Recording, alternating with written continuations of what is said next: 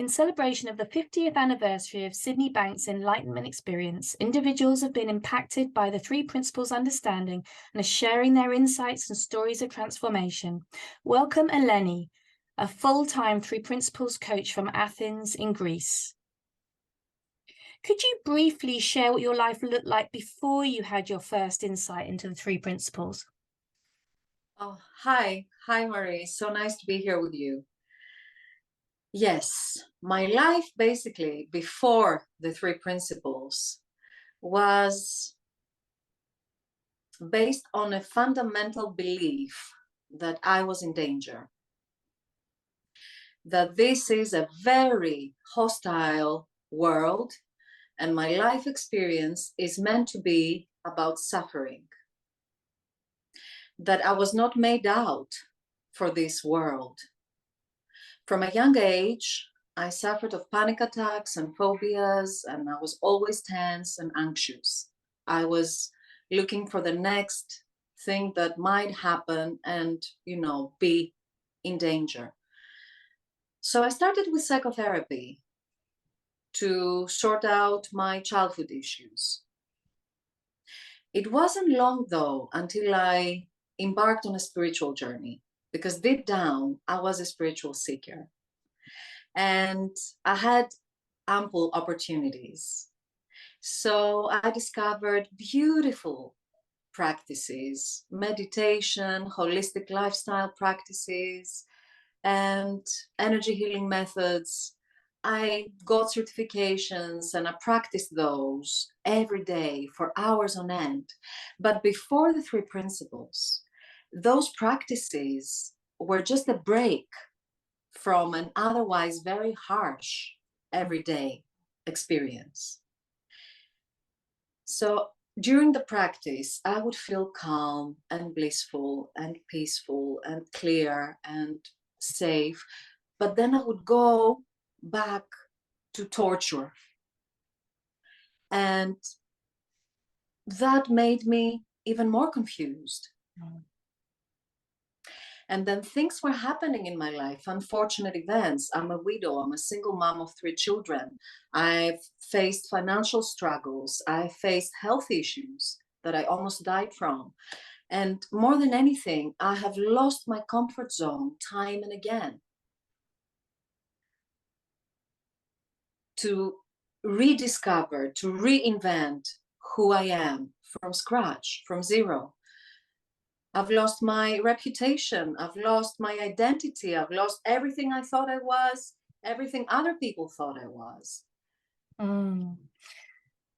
So all that made my fundamental belief up until that point seem very true and real, that I am in danger and I'm not made out for this. So my panic and my anxiety and my fear seemed so justified. And that's why I kept innocently reproducing it. I get that. So what was your insight that you had then that shifted that? The first fundamental mind-blowing insight is that I am an innocent child of a gentle universe. That I'm innocent, that I'm okay, that I'm safe, that I'm not broken, that I'm not alone, and that this is a gentle universe, although life is made to be challenging. As Michael Neal says, life is a contact sport. But those challenges don't mean that this is a hostile universe, because we are part of this universal intelligence. At any given point in time, we have the greatest ally, and that's inside. And that's where hope lies, that at any given point in time, I have this access to this huge universal intelligence that will guide me, that will show me how to, be and what to do. But more than anything, that it's my natural state to be in a good feeling, and that I can do better from a good feeling than from a stressful place. Yeah. So, wow, that was such a fresh way to look at things. It was like I was reborn. I love that. So how would you Yeah. say your life's changed and your practice has changed since you gained this new understanding based on the three principles? Okay, the first thing is that I can rely now on the good feeling, not just to be in my natural state of, innate well-being, but to do better in life. So I go back to my homeostasis, I go back to my equilibrium of the good feeling so much quicker than before. And I do get lost in my thoughts and my thought created realities of fear from time to time. But then I can wake up. I literally remember and wake up to who I really am on a daily basis, on different issues that come up. And also, I am so trustful now in my resilience, that I'm not broken, that I'm resilient, that I can always bounce back. Mm. I trust that.